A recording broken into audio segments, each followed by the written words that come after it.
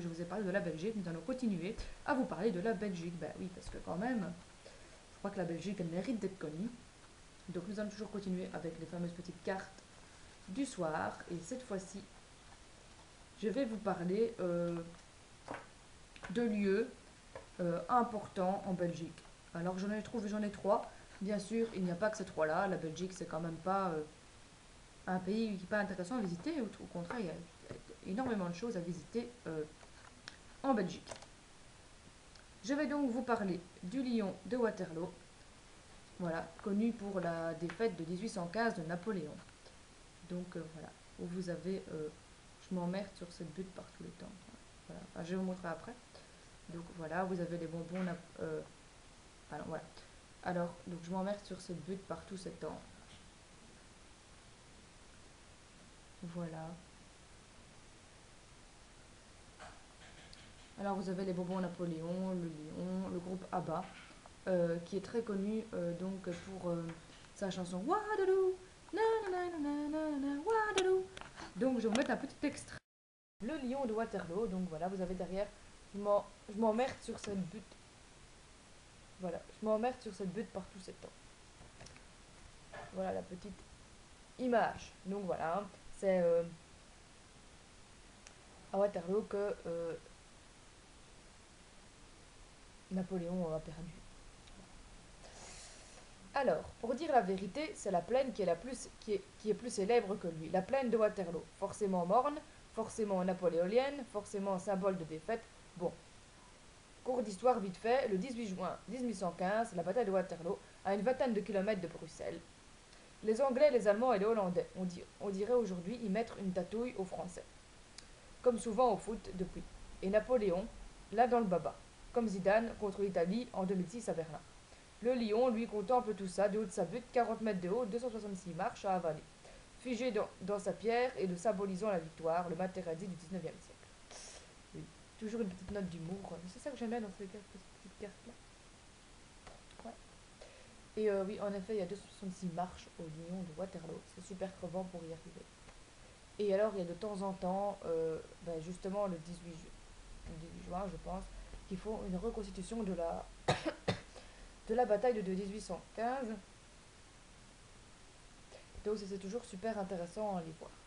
Enfin, ça c'est chouette. Enfin, mon frère y avait été, moi j'ai pas été, mais il paraît que c'était vraiment super bien fait. Donc si un jour vous avez l'occasion de passer en Belgique le 18 juin, allez à la butte de Waterloo, voir le lion et la reconstitution de la bataille.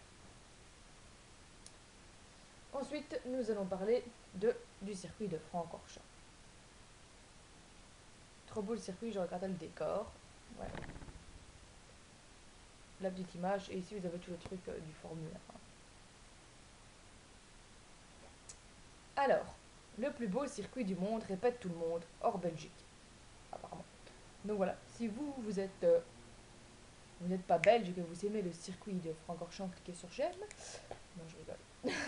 Faites ce que vous voulez, hein, non, mais je savais pas en fait. Je ne savais pas que c'était le plus beau circuit du monde. Donc voilà, je suis fière.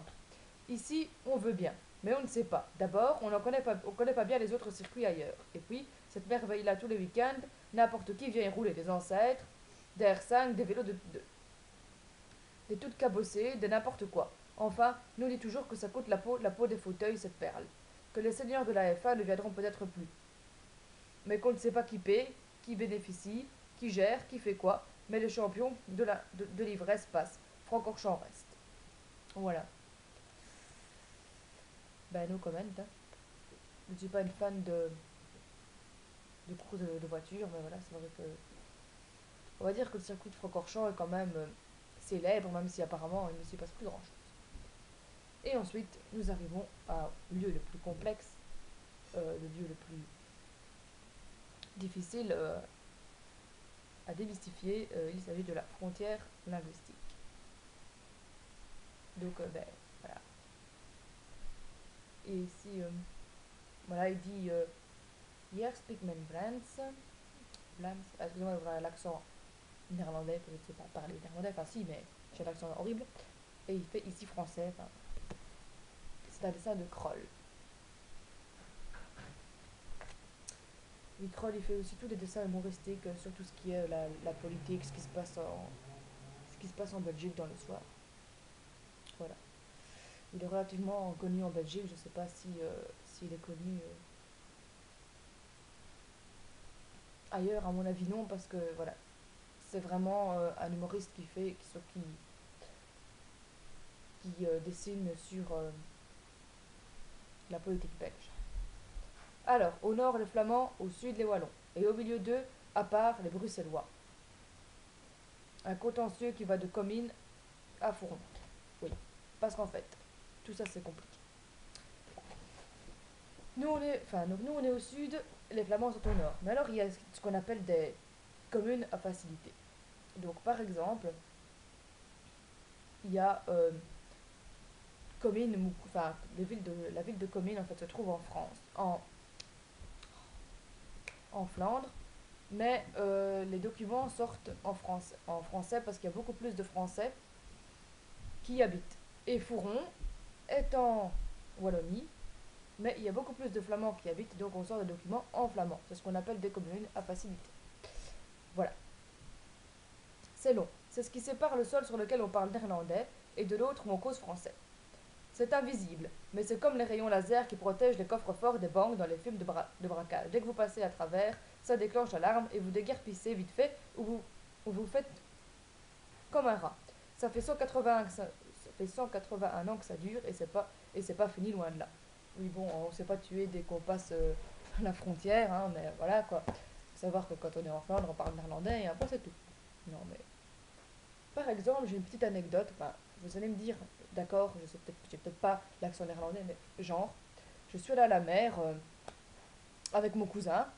Donc, Gauthier, si tu regardes cette vidéo, ça va te rappeler quelque chose. Nous sommes allés donc à Blankenberg et on a voulu aller manger dans un petit, dans un petit café, enfin, un petit restaurant le long de la plage. Et on arrive et on fait à la dame, Toué. Eh ben, pourtant, Toué, in, Toué, toi, enfin, vous voyez. Et on lui fait Toué. Et la femme, elle nous a emmenés aux toilettes. Parce que soi-disant, elle avait compris qu'on voulait aller aux toilettes. Donc voilà. Fantastique. On essaie de parler néerlandais et finalement, ils ne comprennent quand même pas. Et on finit par parler français. Enfin voilà. Donc, voilà quoi. C'est assez terrible. Donc, voilà quoi. Mais c'est la Belgique. Je vous dis, la Belgique, c'est complètement surréaliste. Vous voulez voir un truc surréaliste, venez ici, vous allez avoir votre dose de surréalisme, mais bon, euh, moi j'aime mon pays. Voilà, voilà, ben, c'était la suite du Belgicois.